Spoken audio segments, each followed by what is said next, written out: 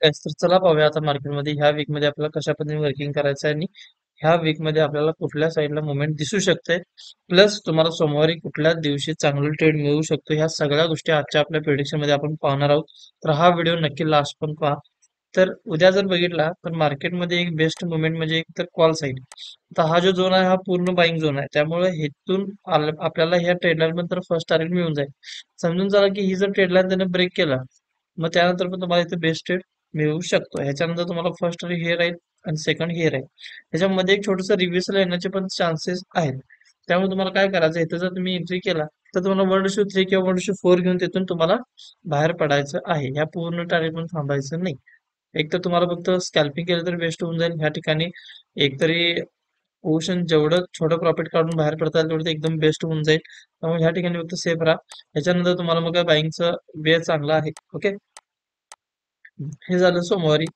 त्यानंतर आपण बघूया की ह्या वीकमध्ये कशा पद्धतीने वर्किंग चालू शकतं आपलं. तर जस्ट तुम्ही जर बघितला तर हा एक बाईंग झोन इथे दर्शवला गेलाय. 22 नोव्हेंबर 2024 ह्या ठिकाणी ज्यावेळेला मार्केट आलं होतं त्यावेळेला रिव्हर्सल एकदम मोठं दिलं होतं. तुम्ही जर बघितला तर 22 तारखेनंतर डायरेक्ट 4 डिसेंबर म्हणजे एक 10 ते 12 दिवसामध्ये आपल्याला 23,350 पासून 24,700 ची रॅली दिसली होती, 761 ची. तर सेम रॅली इथे दिसून येऊ शकते, पण एवढी मोठी नाही होणार. पण जस्ट इथपर्यंत आपल्याला किंवा ह्या झोन पर्यंत ती रॅली दिसून येऊ शकते. म्हणजे 23,400 पासून 23,800 ह्या लेवल पर्यंत आपल्याला मार्केट दिसून येऊ शकते ह्या वीक मध्ये.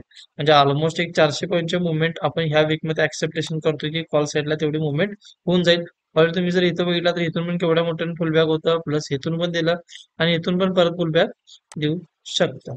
ओके, हे झालं आपलं ह्या वीक मधलं. आणि 15 मिनिटात ऑलरेडी आपण डिसिजन घेतलेलंच आहे. समजून चला आपण ह्या लेवलच्या ऐवजी जर मार्केटने जोरात एक स्पाइक मारली किंवा गॅपडाऊन ओपन झालं तर गॅपडाऊन केसमध्ये तुम्ही ह्या ठिकाणी पुटला एंट्री करू शकता. मग फर्स्ट टार्गेट सेकंड टार्गेट तुम्हाला ह्या ठिकाणी मिळून येऊ शकतं. ओके, तर हे झालं निफ्टी. त्यानंतर आपण पाहूया बँक निफ्टीमध्ये कशा पद्धतीने वर्किंग करायचं आणि बँक निफ्टी आपल्याला कुठल्या साईडला वर्किंग करू शकते. तर बँक निफ्टीमध्ये बघा, एक बेस्ट वे म्हणजे आपण जे प्रेडिक्ट केलं होतं ते प्रिडिक्शन केल्या केल्या मार्केट एकदम बेस्ट वर्किंग केलंय. आपण जे 9 तारखेला प्रिडिक्शन टाकलं होतं की 10 तारखेला असं होईल, तुम्ही जर बघितलं तर ऍक्युरेटली तसं झालंय.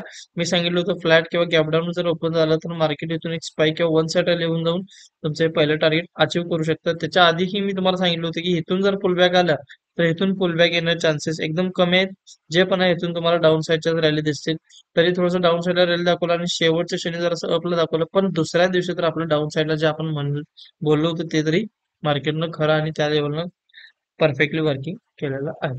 ओके, तर जस्ट आता बघूया आपल्याला उद्या कशा पद्धतीने वर्किंग करायचं आहे. जस्ट तुम्ही जर बघितला तर बँक निफ्टीनं फर्स्ट टार्गेट इथं डन केलं आहे. आता बँक निफ्टी थोडंसं रिव्हर्सल घेऊन आणि परत एकदा पुलबॅक देऊ शकतं किंवा खालच्या साईडला डाऊन येऊ शकतं. जर खालच्या साईडला डाऊन येत असेल तर हा जो लो आहे ह्या लोला ब्रेक केला तुम्ही परत एकदा पुटला एंट्री करू शकता. आणि यानंतर फर्स्ट टार्गेट आणि सेकंड टार्गेट आहे तसं राहू शकतं. समजून चला की इथूनच मार्केट चेंज केल्या मुवमेंट तर ह्याच्यावरती मग तुम्हाला कॉल साईडला बसायचं आहे. ओके, इथे कन्फर्मेशन बघूनच तुम्हाला एंट्री करायचं. जर कन्फर्मेशन असेल तर ठीक. आता कन्फर्मेशन कसं बघायचं किंवा काय बघायचं हे जर तुम्हाला कल्पना नसेल किंवा ह्यातलं जर तुम्हाला नॉलेज वगैरे नसेल तर कुठेही शिका, पण ट्रेडिंग शिकून घेऊन ट्रेडिंगला हात लावा. जर तुम्ही ट्रेडिंग शिकला नसाल तर तुम्हाला नुकसान होऊ शकतं. हे फील्ड जितकं दिसतं तेवढं एवढं पण इझी नाही. त्याला जेवढं तुम्ही शिकून याल तेवढं बेस्ट राहील. ओके, हे झालं वन डेचं म्हणजे आपल्याला सोमवारी कशा पद्धतीने वर्किंग करायचं. आता बघूया आपण डे मध्ये कशा पद्धतीने वर्किंग करायचं.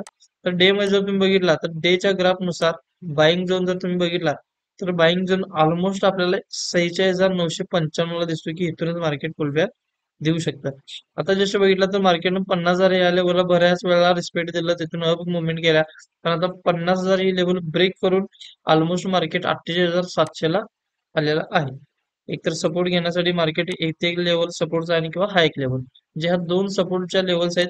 ज्यावेळेला मार्केट इथे येईल त्यावेळेला आपल्याला आउटपुट दिसून जाईल. ओके, त्यावेळेला काय करायचं मला मी ह्या वीक मध्ये सांगेन. पण बँक निफ्टीचं तर डायरेक्शन कुठल्याही पद्धतीने फिक्स नाही, डाऊन येईल की अप जाईल हे ह्या वीक मध्ये सांगणं थोडं जर कठीण आहे.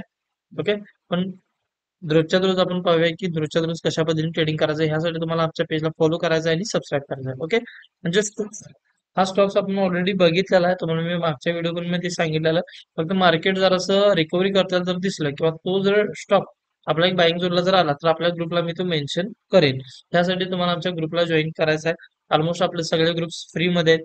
तुम्ही आमच्या इंस्टाच्या पेजला गेला की तुम्हाला ती ग्रुपची लिंक मिळून जाईल. Okay, thank you.